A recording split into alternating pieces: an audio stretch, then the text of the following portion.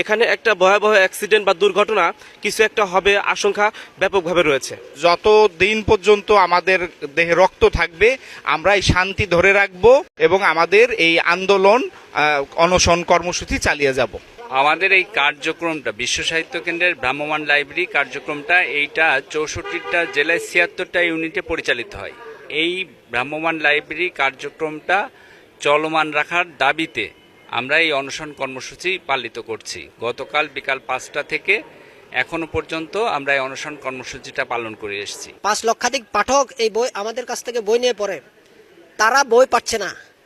এই যে এত সুন্দর একটা কার্যক্রম বিশ্ব সাহিত্য কেন্দ্র তাদের স্বার্থ সিদ্ধির পরে বন্ধ করে দিয়েছে।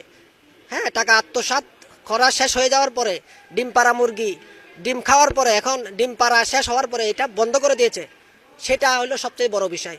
আমাদের এখন একটাই কথা, সেটা হলো এই যে কার্যক্রমে 56 কোটি টাকা যে তারা উদ্বৃত্ত রাখলো, আত্মসাৎ করলো সরকারের টাকা, যেগুলা ভ্রাম্যমাণ লাইব্রেরি কার্যক্রম কন্ডাক্ট করার জন্য সরকারের পক্ষ থেকে দেওয়া হয়েছে, তারা এটা রেখে দিয়ে তারা এটা বন্ধ করতে পারে না, এই অথরিটি তাদের নাই। ডিসেম্বরের 28 তারিখে থেকে 28 তারিখ এবং 29 তারিখে আমরা অনশনে ছিলাম। কর্তৃপক্ষ তখন আমাদের আশ্বাস দিয়েছিল যে আমাদের এই ভ্রাম্যমাণ লাইব্রেরি কার্যক্রম ফেব্রুয়ারি 1 তারিখ থেকে চালু হবে।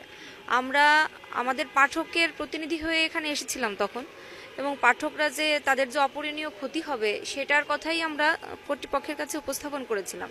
তো কর্তৃপক্ষ আমাদেরকে বলেছিল যে ভ্রাম্যমাণ লাইব্রেরি যেহেতু গাড়ি সম্বলিত একটি লাইব্রেরি, তাই এটার সংস্কারের জন্য আমাদের কাছ থেকে 1 মাস সময় চেয়েছিল। আমরা সেই সময়টা দিয়েছিলাম এবং আমরা সেইভাবেই আমাদের পাঠকদেরকে বলেছিলাম যে আমরা আপনাদের কাছে আবার ফেব্রুয়ারির 1 তারিখ থেকে বই নিয়ে আসব।